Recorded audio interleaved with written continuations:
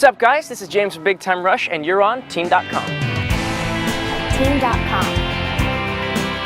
1D was really cool. One Direction are some awesome dudes. So talented, and you know, it's crazy because we hung out for those 3 weeks, and then I've never seen them again. So they're incredibly busy, just like us, and I hope that one day we can cross paths again and do something cool. You know, at first they were so busy, the first few dates, that we didn't really ever get to see them, but we made it a point to be like, you guys are staying tonight. You're staying here and you're coming to our dressing room and we're all gonna have fun and have a party. 1D is a sick band. Like, all the guys are really nice. I think every night when they're opening for us, they must have thanked us 2 or 3 times, you know? Very gracious, and it was great working with them. They were so busy, combined with our schedule, it was hard to hang out, but the few times we did, we had a great time.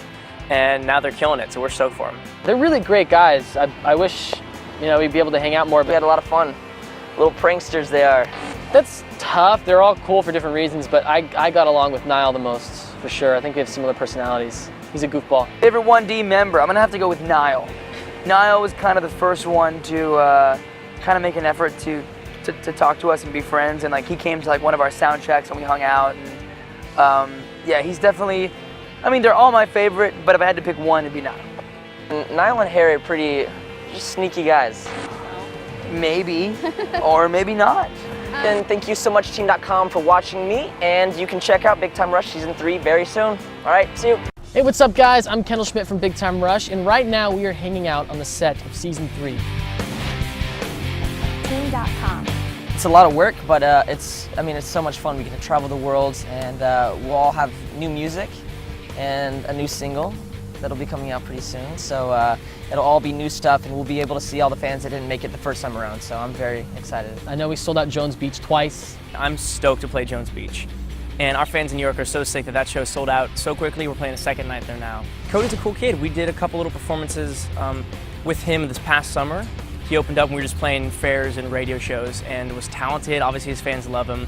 And recently we did a little miniature acoustic concert for Z100 with Rachel Crow, who's opening, as well as Cody Simpson. And it's just awesome to have such talent on our tour.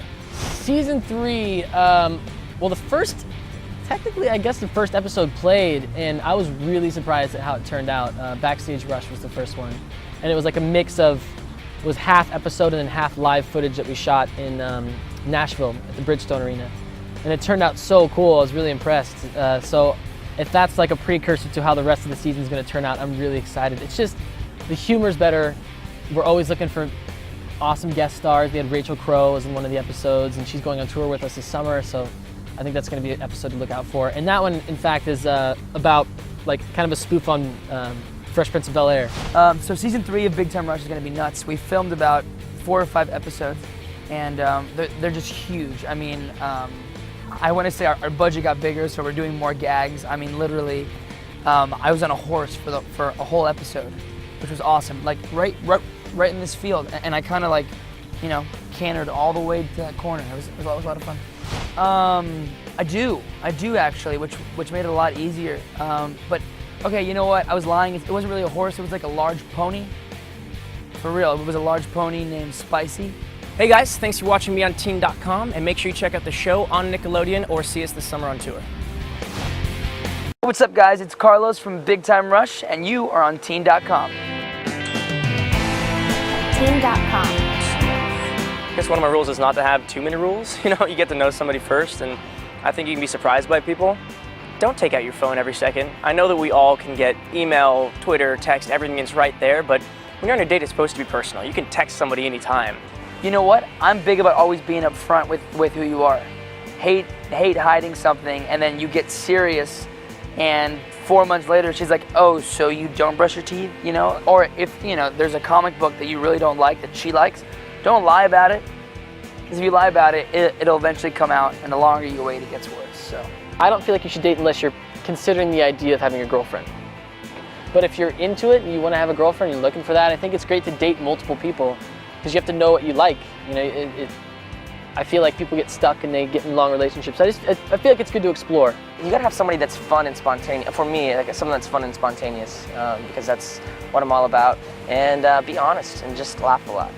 I haven't seen her in a while, but she's one of my longtime friends. I love her to death. She's a sweetie, and she just got X Factor. So congratulations to her for that. We met in Vegas actually, and it wasn't like one of those like, oh, we were partying in a club and we met. We had a show in Vegas.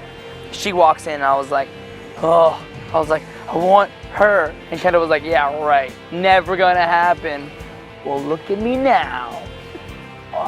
Me and this guy went on a double date with the two girls, and when we showed up, we got into the movie, we all sat down, and they leaned over and they're like, hey, we have to go to the bathroom. And I was like, okay, cool.